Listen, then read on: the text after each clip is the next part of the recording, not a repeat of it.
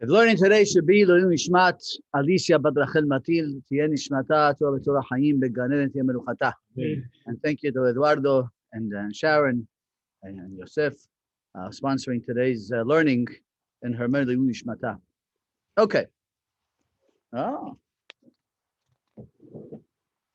So the Ramban says like this. The Ramban in his introduction to Sefer Bamidbar. So the Ramban says, HaSefer hazeh kulam mitzvot sha'ah. Really, the whole book of Bamidbar, they're mitzvot that are not for future generations. It was all about things which were necessary for the generation in the desert. They needed when they stood in the desert.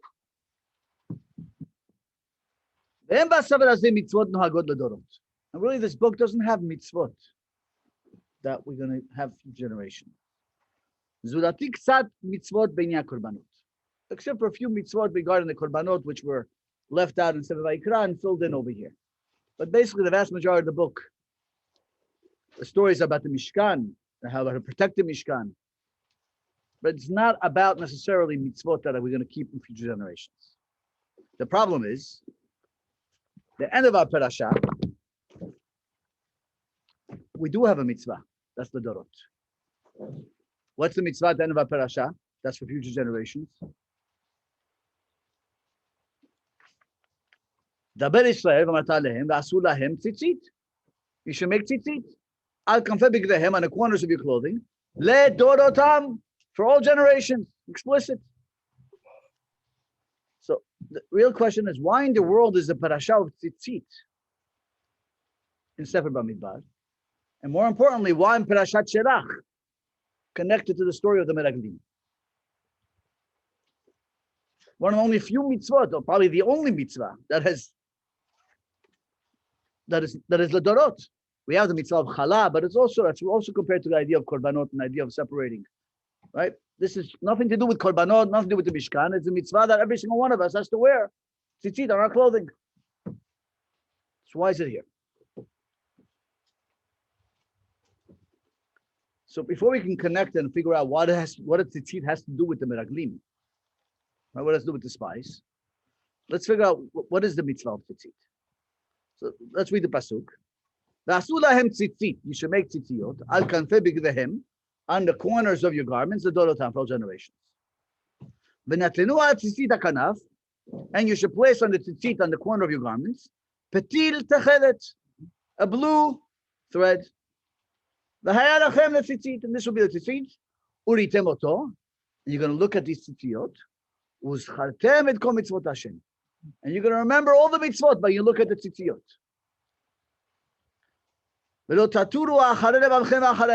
And this way you won't follow your eyes and your hearts, which cause you to get yourself into trouble. Somehow the tzitzit protects us from that. And when you look at the tzitzit, what do you remember? All the mitzvot. Now, how does that work? Why is it when I look at the tzitzit, I remember all the mitzvot? What is it about that tzitzit that reminds me of all the mitzvot? Oh, so Rashi says, Alan's Tamid Chacham, so he knows what Rashi says. So Rashi says,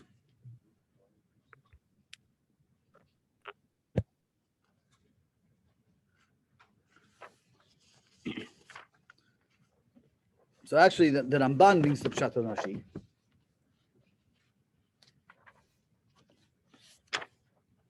And the Ramban says, Katav Rashi writes, in Pasuk Lametet, and he says like this is what Rashi writes.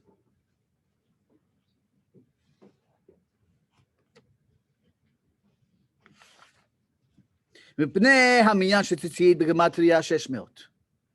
you take the numerical value of the word tzitzit, what does that equal? 600. Tzitzit, tzit, tzadi yod, taf, 600. Ushmona chutim, and how many each corner? How many strings does it have? It has 4, which is folded over, which makes 8. That's 608. Vechamisha kesharim, and you have 5 knots. What do you have? Tariyag. So whenever I look at Uritem Otom, when you look at the tzitzit, that reminds me of the numerical value of 613, all the mitzvot in Torah. So Rashi seems to be telling you that's how you remember. Okay? Comes the Rabban says, Velo havinoti zeh. I don't understand Rashi. I don't understand Rashi. Why? So if you look at the way Tzitzit is spelled in the Torah, Hare chaser yod. Tzitzit is missing a yud. It's spelled tzadi yod, tzadi taf. It's not, sometimes in the Torah it's called maleh, the full spelling, and sometimes it's written chaser, not the full spelling. In the Torah, tzitzit here is spelled chaser. So what do I have? Missing a yud, what do I have? I have 590. I don't have 613 anymore, right? I'm missing 10. So first of all, your gematria doesn't work. That's not how it's spelled in the Torah. That's Ramban's first question. He asked a bunch of questions on Rashi's. He says, first of all, the idea of 5 knots is not biblical. It's only the Rabbanan. Min Torah, you only need is 1 on each one. Right? So you don't have the 5 knots. Even the 8 strings, not everybody agrees. But Betira holds 3 in the Gemara. Right? So he has a bunch of questions on Rashi that his gematria doesn't work. But don't worry, Rashi knew how to learn. And there's a Tosfot and Menachot that answers up for Rashi. But that's not our discussion. We want to see the Ramban. Yeah, maybe. But then it's with Tzitzit and Techelet Dibrot to be together. Yeah. Okay, but it doesn't say that here though. So the Ramban says like this.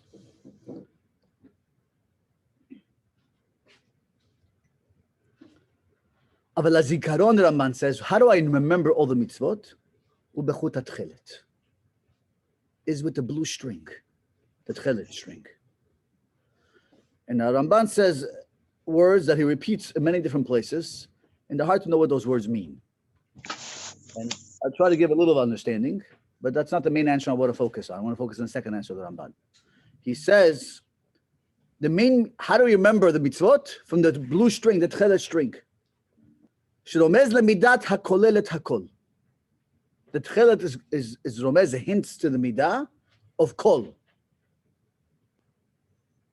Shehi bakol, vehi tachlit hakol. That's the essence of everything. Techelet, which means blue, also comes the word tachlit, which is the essence of everything, right? And if you look at the word techelet, what does the middle spell? Take a taf and taf, spells kol. So hidden in the word techelet is the word kol. The essence of everything is hidden where? In the techelet. And that's why it says, Hashem berachat Avraham bakol. You bless Avraham with what? With kol. So some idea of kol that incorporates everything, which is found in the techelet. So if that's the case, it incorporates all of the Torah, which is found in the techelet, right? I give you an example. We said this once at a bar mitzvah before. The mitzvot, right? Why are they called mitzvot? Tav. Hashem commanded us, right? Why is it called mitzvah? It's a tzivui, it's a command. So the answer is, there's a relationship going on here. There's a metzaveh, that's God, who's the commander, called metzaveh. There's a metzuve, that's us, who's being commanded. And there's a tzav, and there's the command itself. The word mitzvah incorporates all 3 things together. Metzuve, metzaveh, and tzav. All hidden in the word mitzvah. So the idea of mitzvah is every mitzvah is a relationship between the commander, the one who's being commanded, and the command itself. That incorporates everything. That's a mitzvah. Kol takol. Everything is in there. So every mitzvah is not just an act, but it's actually building a relationship between the person, the Hashem who commanded, and us who are being commanded on. And mitzvah itself is the command, right? That's what the word mitzvah hints to. And that's an idea of kol, maybe, a simple idea of kol. But I want to focus on the second thing. The Techelet has the word kol, which is the tachlit kol, which incorporates everything, whatever that means. But then the Ramban says more. And he says like this. And he says, first we'll just finish his idea. He says, therefore it says, Uschartem et kol mitzvot Hashem. That's why it adds the word Kol. Remember all the mitzvot Hashem. Okay. But then the Ramban says, he brings the Gemara. And it says, what's the idea of Techelet? How does the Techelet remind me of all the mitzvot? Nesha Techelet dome layam. The Techelet, the string of the Tzitzit, which is blue, is compared to what? To the ocean. Veyam dome larakia. And the sea looks like the sky, which is also blue. Verakia dome lekisa kavod. And the rakia, the sky looks like Hashem's throne of glory. Therefore, when I look at the blue string, I'll remember the ocean, which will remind me of the sky, which will remind me of what? The Kisah Kavod. That's the words of the Gemara. And let me ask you a question. Which Gemara is that? What? Which Gemara? It's in a few places. But it's a Menachot, Gemara Menachot, Dav Mem Gimel, the Imam says here. The Menachot discusses the whole idea of Tzitzit. A few Dapim, they're discussing Tzitzit. Now, let me ask you a question. Yeah? I live in Houston, Texas. I don't see the ocean. I have to drive to Galveston. And actually, when I get to Galveston, what does the ocean look like? It's not blue. It's brown. It's yellow, murky. I don't know what color it is, right? It doesn't quite remind me of any sky or any cloud of glory. Maybe a gloomy sky day like today, too, you know. So how does that work? And it works in a Yam HaTichon, Rabbi. Oh, Hannah says it's referring to the Yam HaTichon. We'll see in a second. Of course. Only a Or special. to the Kinneret or something like that. We'll see, right? So why can't I look up at the sky directly? Sky's blue. Now remember the Kisah Kavod. But, you know, why do I need to see the ocean first? That's first of all. But second, let me ask you another question. Do I know that Kisah Kavod is blue? That if I look at the ocean, I remember the sky, I remember the Kisah Kavod. I didn't know the Kisah Kavod was Techelet. That's what I mean. What's Pshad here? So Ramban tells us a fascinating concept.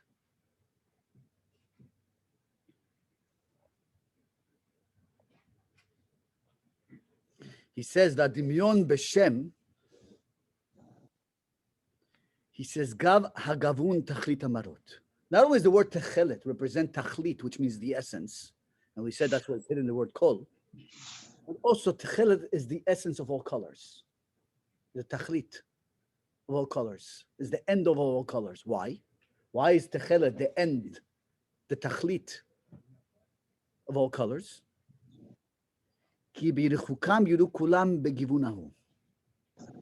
Whenever you look at something from far away, it looks blue. The ocean only looks blue when you see it from a distance. When you go up close, it looks brown, it looks clear, it looks white. You pick it up, it's clear, right? When you look at something from a distance, it looks blue. The idea is, let's follow. You look at the sky. Why is something from a distance look? But not everything that you look at from the distance looks blue. But there's something profound about this idea. Anything which inherently has no sof, has no end, has no boundaries, looks blue. The ocean is endless. There's actually no boundaries. Even in the concept of when Hashem creates the world, it was a whole in a state of water. And Hashem makes the water recede. And then the land was seen. And Hashem puts the Yabasha, the sand, and he says, I placed a boundary that it shouldn't cross. But without the boundary, water goes everywhere. Right? If you don't stop water, it flows. Right? We need to have bayous in Houston. We got to lift up houses. We got to make all kinds of boundaries. Because otherwise, water just goes. Water has no boundaries. In itself, water has no boundaries. Only way to protect us is we create boundaries around the water.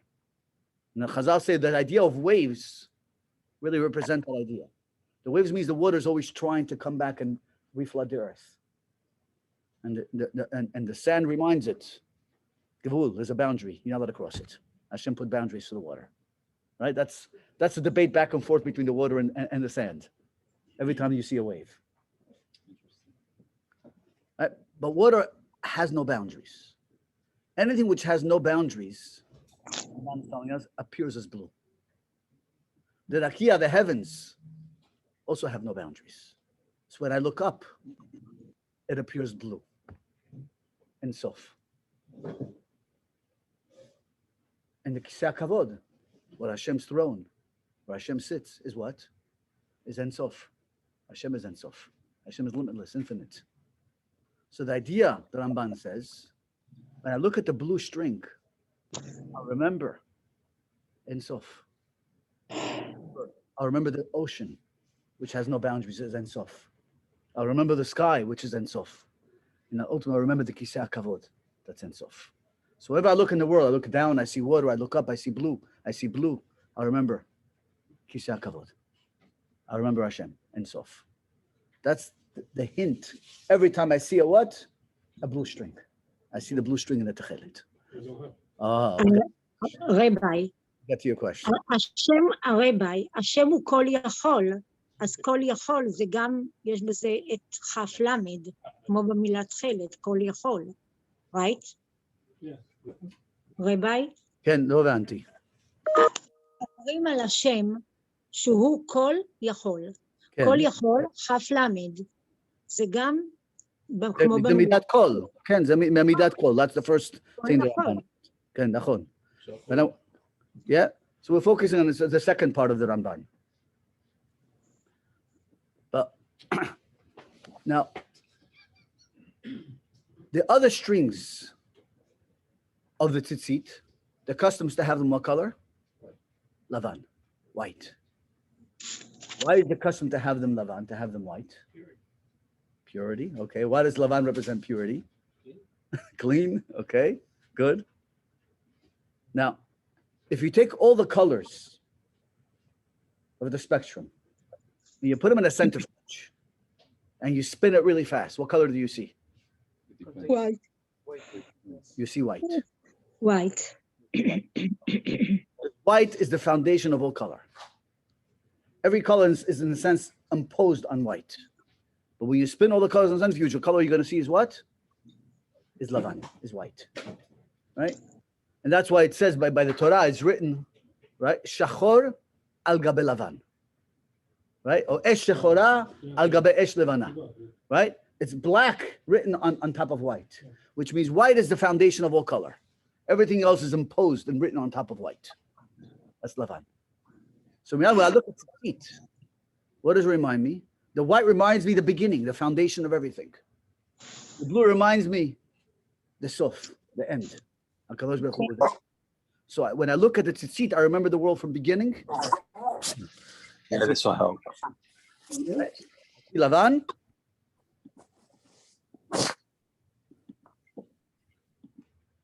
Right? I see lavan, I see white, which connotes the beginning, and I see techelet, blue, which is Ein Sof, which is Hashem, which is the end. So I see the full spectrum. So I see everything together at once. Reminds me of all of Torah. Yeah? So far, so good? So Okay. why can I have just two strings? One white, one blue, one. Well, we'll get to in a second. I see we'll get to you. Good. Now, the question is also, but why is this specifically put on clothing? The mitzvah is what? Four corners. To put it on your clothing, right?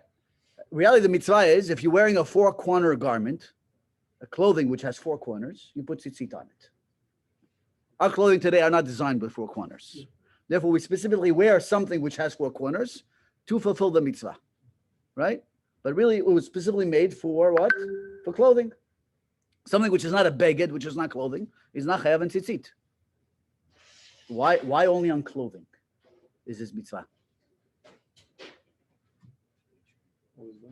So Maharal says something fascinating. The Maharal writes, Maharal explains, he says, how many strings are there? If you add up all four corners, how many strings do we have? 32. Very good. 8 times 4. 8, 8, 8, and 8. It's 32. That's the gematria of lev, right? Lamed bet. Lamed bet. 32 strings.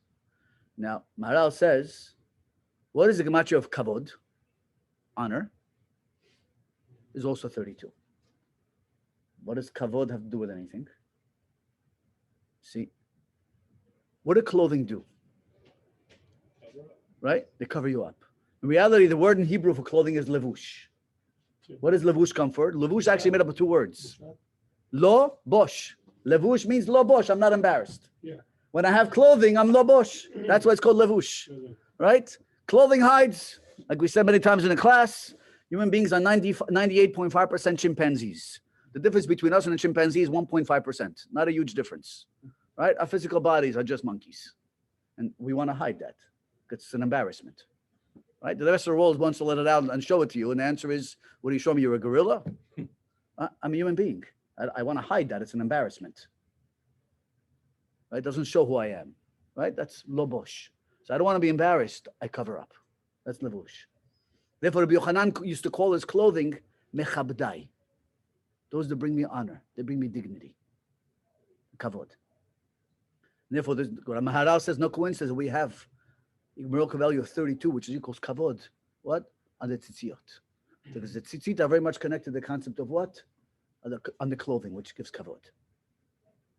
Now, the question now is, but let's think a little bit more. So, but it's still, what is the relationship between the tzitzit and the clothing? What is in the tzitzit that reveals this concept of kavod?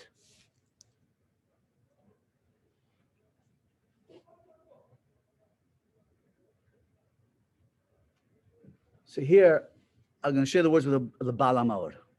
Baal HaMaor is one of the greatest Rishonim. If you open up any Gemara, any Talmud Bavli, Babylonian Talmud, in the back, the Ramban, we just learned his Pirush, also has a commentary. He actually has, Baal HaMaor wrote a book, and the Ramban wrote a sefer arguing, disagreeing with the Baal HaMaor. And you see their debates, right? It's called Milchamot Hashem, the wars of Hashem, right? So Baal HaMaor, you find going back to the Gemara, he was preceded the Ramban. Lived probably in the 11th and in the 12th, early in the 12th century. And he says a fascinating concept. And he says, the neshama of a person is called kavod. And he proves it to you. Pasukim and Tehillim throughout refer to the neshama as kavod. Leman yezamercha kavod velo yidom. In order that my kavod, me, my neshama, should sing to you, velo yidom, and not be silent. Ura kevodi, ura nevel. Right? Awaken my kavod. What's that? My neshama should awaken. Right? The neshama throughout, he brings many, many sources. The idea of neshama is referred to as what? As kavod. Why is the neshama referred to as kavod? Where's the neshama taken from? The neshamot of every single Jew is taken from where? Under the kisah kavod. It's taken from there. Right? Now, every single neshama actually desires kavod.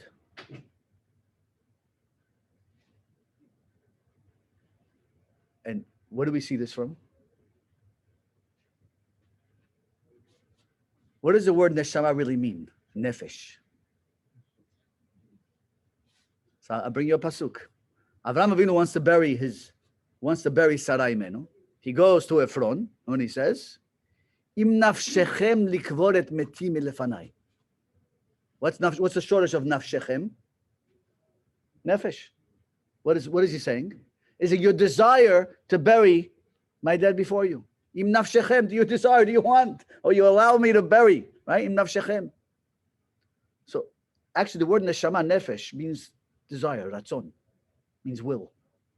Right? It means the will. That's what it means. Which means every neshama, which was taken from under the kisah kavod, desires kavod.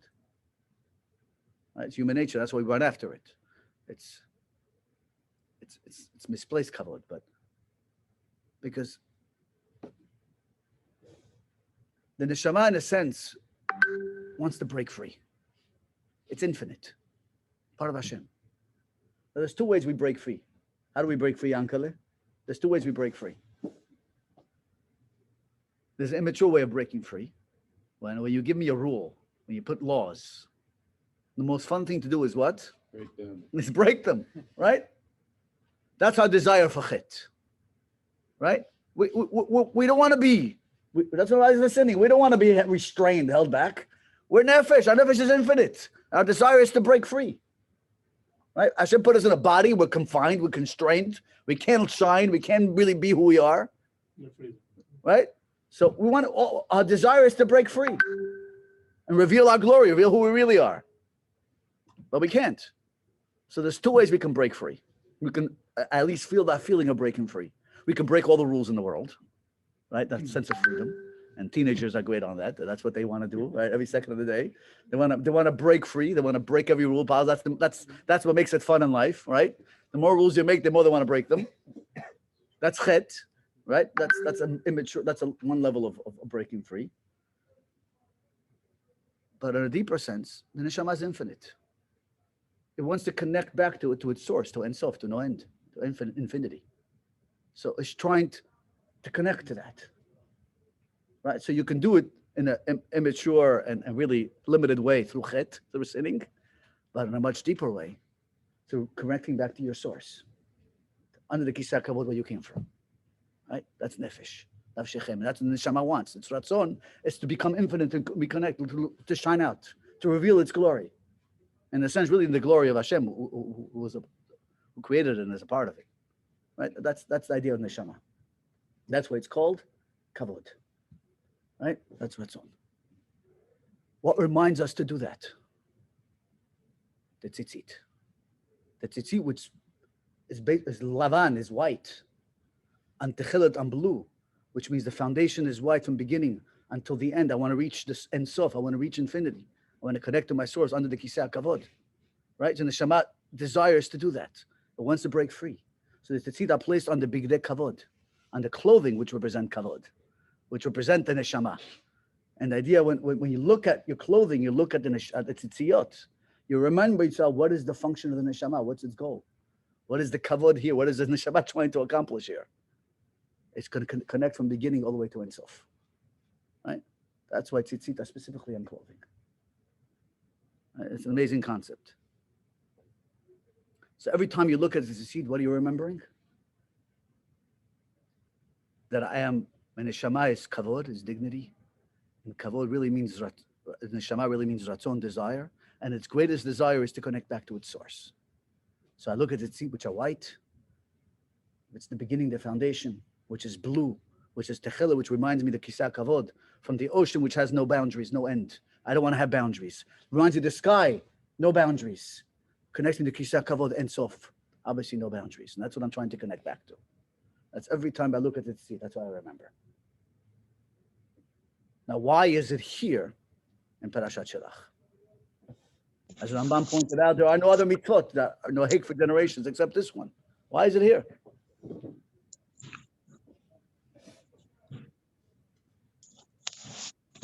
If you look at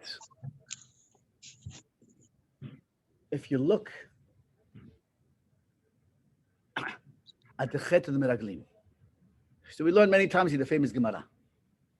What does the Gemara say? What was the mistake of the spies? So Gemara, based on a pasuk in Echa. If you look at the book of Echa that we read on Tisha B'Av, in English it's called Lamentations, right? Laments. It's written in the order of the Aleph Bet. Every chapter, except for the last one, is written in the order of the Aleph Bet.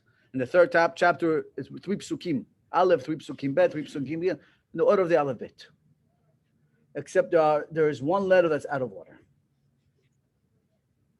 Instead of saying Samach Ayin Peh, what do we have? Samach Peh, then Ayin. The Peh and the Ayin are flipped. So the Gemara asks, Mipnei ma higdimu Peh la'ayin? Why did we put the Peh before the Ayin? Why is it out of order? כי המרגלים הוציאו את דיבת הארץ רעה. Oh, very good, Chana. Very good. Because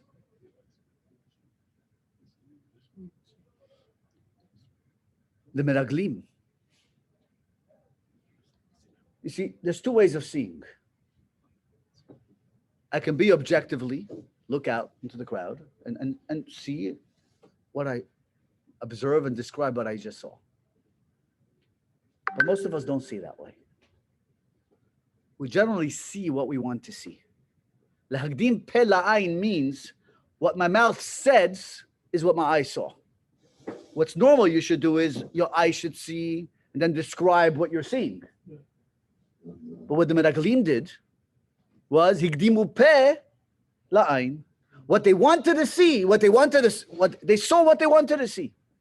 Which means they didn't want to go into Eretz Yisrael. For whatever reasons they had, they didn't want to go into Eretz Yisrael. They liked the spirituality of the Midbar, surrounded by the clouds of glory. They were afraid of whatever the story was, they didn't want to go. So once they didn't want to go, so they saw what they wanted to see. People were dying all around them. So Midrash brings out, why were they dying all around them? They wanted the people to be busy with burying their dead and not to notice the spies. So it was letovatam, for their benefit, that people were dying all around them, so they can actually not get caught. But instead, what do they see? It's a land that kills its inhabitants. Nobody can survive there. Why do they see that instead of seeing the nests of wherever they went? People died, so they should notice them. Because that's not what they wanted to see. Right? They wanted to see that it's not a place we should go to. The reason why we have Tisha B'Av, we have Megillat Techa, is because of the spies.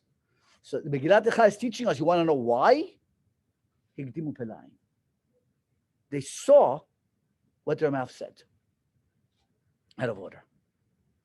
They didn't see reality for what it was. They saw it, what they wanted to see. Right? And that's really the world today, right?